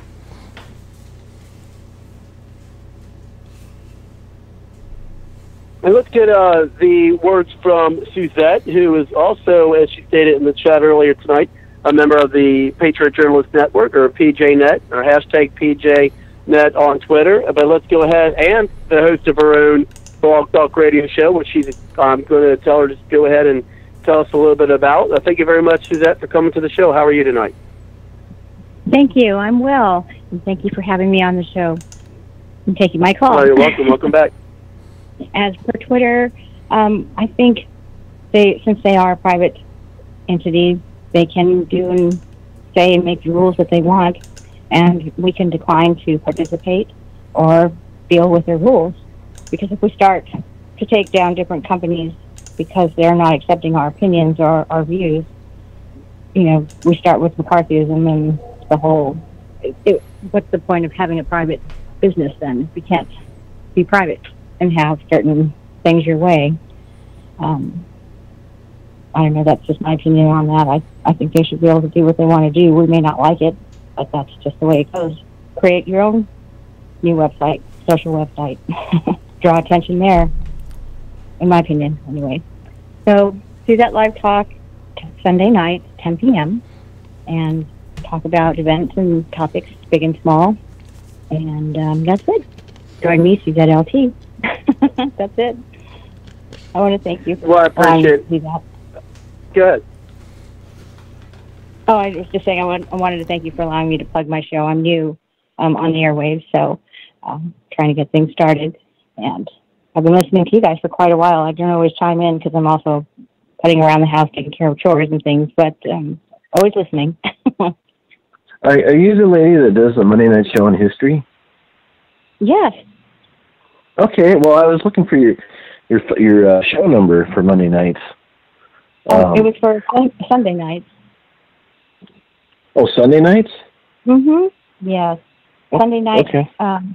What was it? Sunday night big quizzes on history, Constitution, and and I kind of quizzed out for a while. I'll be getting back to that soon. Usually around the holidays, I'll bring out the Constitution quizzes and have some fun with that. Cool.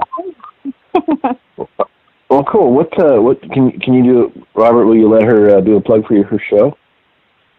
Of course. Phone number or something? Yeah, call one number and yeah. I'm sorry, I didn't hear what you were saying. What's your call number? What's your call-in number? Oh, it's 619-984-0467. Okay. Hey, Robert, if I listen to her show, will I commit blog talk adultery? Yeah, you know what? I would feel cheated upon. No, I'm just kidding. Because I tell you what, and Mark can attest to this. I've been March of 2012, and it is that, the audio that we like to play, nothing without, oh shoot, you know what, let's just play it. This is what working together. You're not just listening to a show, you're part of the powerful voice of the conservative conversation on Blog Talk Radio.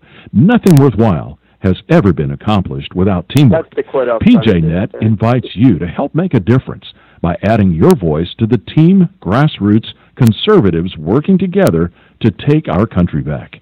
To find out more, check out the PJNet hashtag and visit our website at patriotjournalist.com. Let PJNet add our muscle to your hustle. And that's what I quote I was trying to do. It's nothing without worthwhile gets done without teamwork. And there was a video that they used to play back in 2012.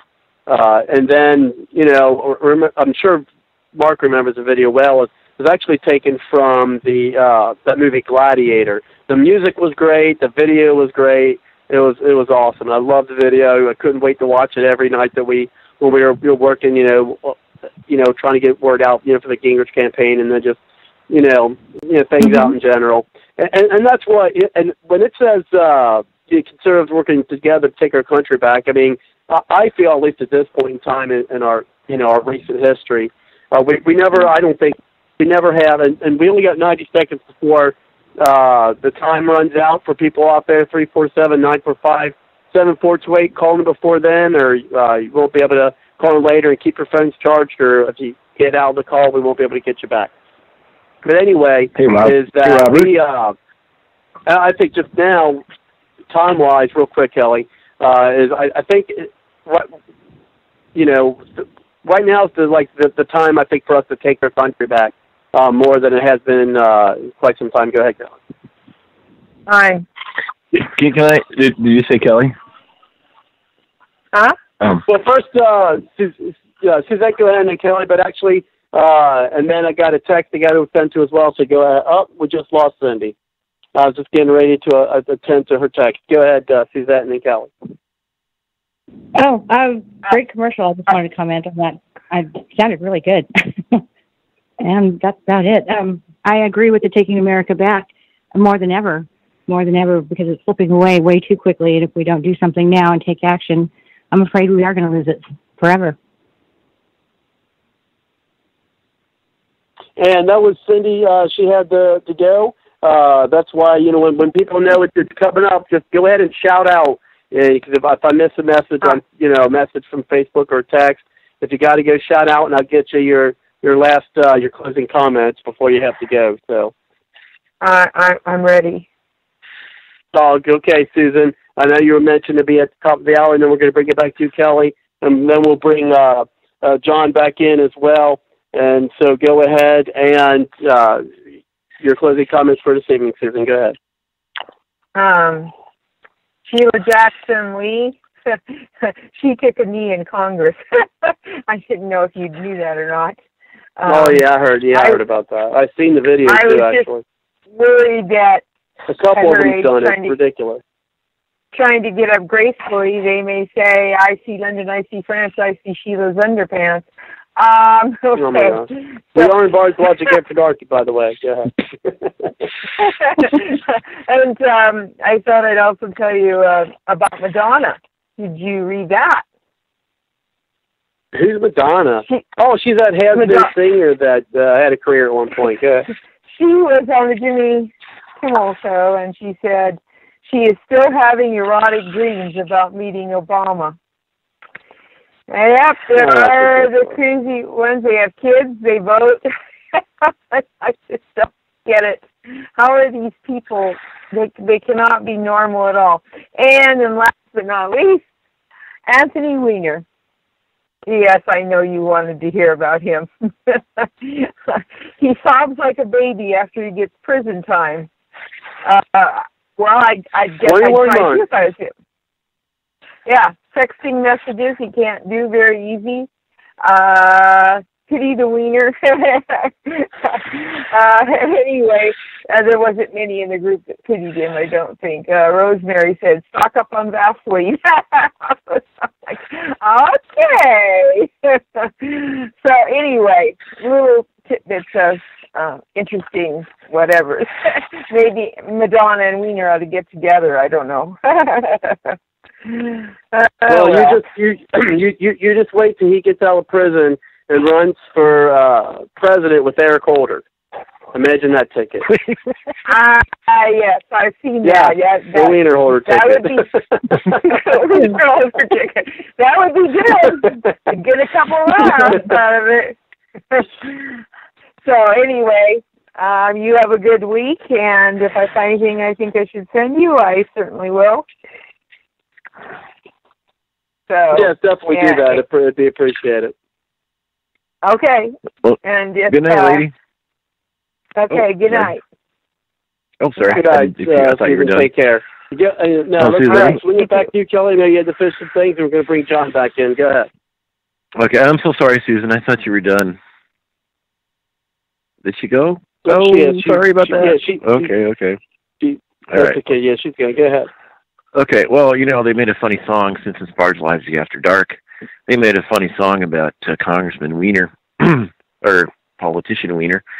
Oh, I wish I was a politician's wiener. Okay. Anyway. Oh, wow. Okay. Anyway.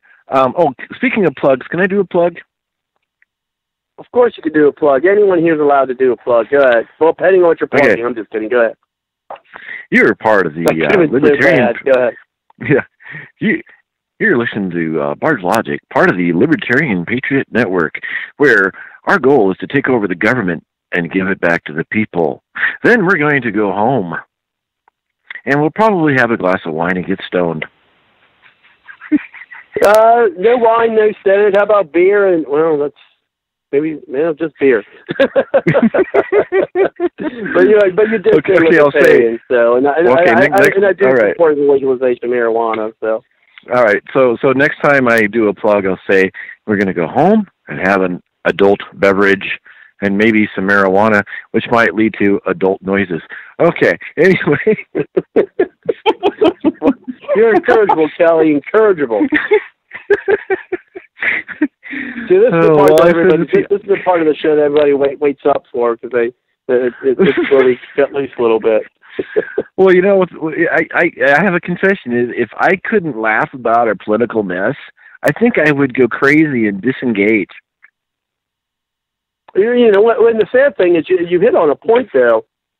Is I think a lot of people have done that for a long time. That's kind of why we're in the swamp we're in that needs to be cleaned up. But I really do think that we're at the cusp of at least the possibility of draining that swamp. But I think as with our top topic tonight, not to sound redundant, is with the victory of Roy Moore, and if he does get in the Senate, which I think he's got a quite a good chance of doing it, and the winning, it's Alabama. Hopefully other states, when they do primaries, it goes against the grain. But I hope this is kind of a wake-up call for Trump to say, maybe, he realizes his mistake in endorsing Strange, and maybe he'll get behind those, grassroots, true conservative, non-incumbent candidates for those primaries and get a lot of these people out. And then if he truly, and I think that'll be how he could truly show us, the people who voted him in, that he really was serious about draining that swamp. Well, yeah, he's even saying Mitch McConnell is done. And, I think Forrest Gump might be happy, and I wonder if, in Forrest Gump #2, if Forrest Gump will appear in a movie scene with Judge Roy. But yeah, $30 million the GOP spent to defeat Roy Moore. I mean, if that doesn't tell everybody, we got to get rid of these rhinos and good old boys, and we're done, okay? I mean, Forrest Gump would have enough sense, and that's the American people have spoken, at least in Alabama. So, yeah, Greenbow.